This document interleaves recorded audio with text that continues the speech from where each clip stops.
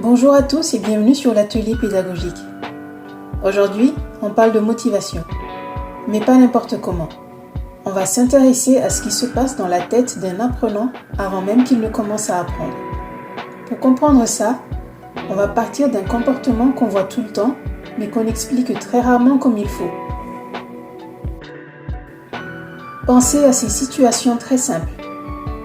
On met un cours de côté, on achète un livre qu'on n'ouvre jamais, ou alors on repousse un exercice au lendemain, encore et encore. Et le problème, ce n'est pas le manque d'intérêt.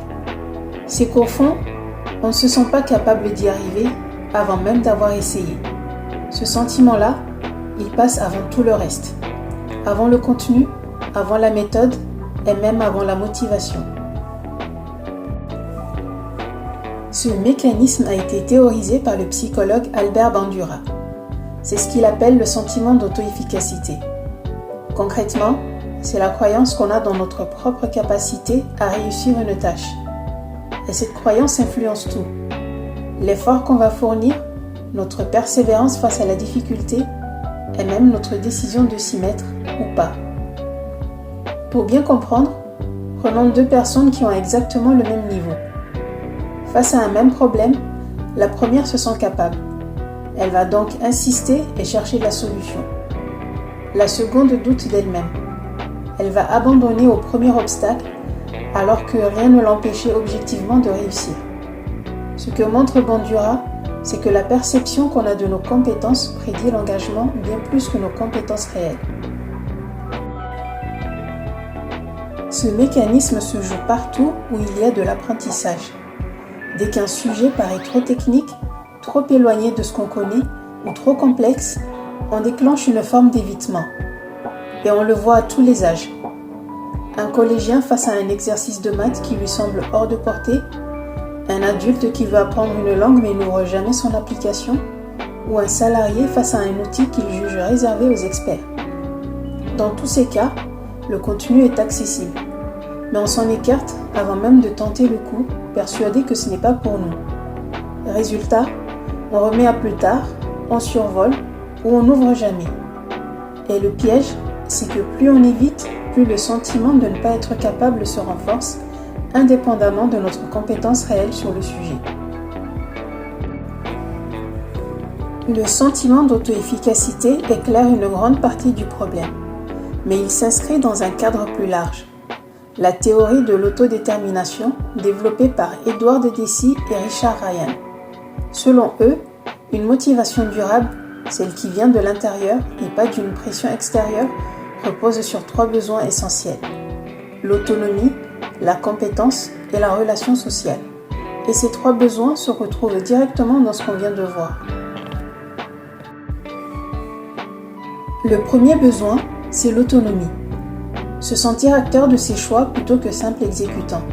Et ça se joue parfois sur des détails très simples, comme la formulation d'une consigne. Par exemple, dire « vous devez terminer ça pour vendredi ». C'est donner l'impression de ne plus avoir le choix. Alors que dire « vous pouvez organiser votre travail comme vous voulez, du moment que c'est prêt vendredi », ça fixe le même délai, mais cette fois, la personne garde la main. C'est pareil pour l'ordre des modules ou le choix des exercices. Laisser une marge de décision, même petite, ça change la façon dont la contrainte est vécue sans en changer la réalité. Le deuxième besoin, c'est la compétence. Et c'est directement lié au sentiment d'auto-efficacité dont on parlait plus tôt. Pour entretenir sa motivation, on a besoin de se sentir progresser. C'est cela qui renforce la croyance qu'on est capable d'y arriver. Concrètement, cela passe par des défis calibrés au bon niveau et des réussites régulières plutôt qu'une grosse évaluation qui tombe comme un coup près à la fin. Même chose pour les retours qu'on reçoit. Un feedback précis qui explique ce qui a fonctionné et ce qu'il reste à ajuster est bien plus utile qu'une simple note globale, même si la note est bonne. Au final, le rythme auquel la personne peut mesurer ses propres progrès compte souvent plus que la difficulté du contenu lui-même. Et enfin, le troisième besoin, c'est la relation sociale. Se sentir relié aux autres plutôt que seul face à son écran ou son livre. Et ça ne demande pas forcément un dispositif collectif lourd. Un simple retour personnalisé de la part d'un formateur, un échange avec un mentor ou un professeur, ou même un système de binôme entre deux personnes qui apprennent au même rythme suffit souvent à créer ce lien. Savoir qu'une personne connaît la difficulté qu'on traverse change déjà la façon de l'aborder. Donc, que vous soyez formateur, enseignant ou tout simplement en train d'organiser votre propre parcours d'apprentissage, ces 3 besoins donnent une grille de lecture très concrète.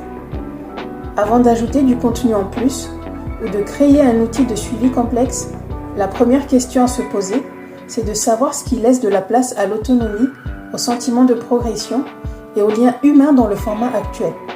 Ce sont ces leviers-là qui déterminent si quelque chose reste à côté sans jamais être commencé ou si la personne se sent réellement en mesure de s'y mettre.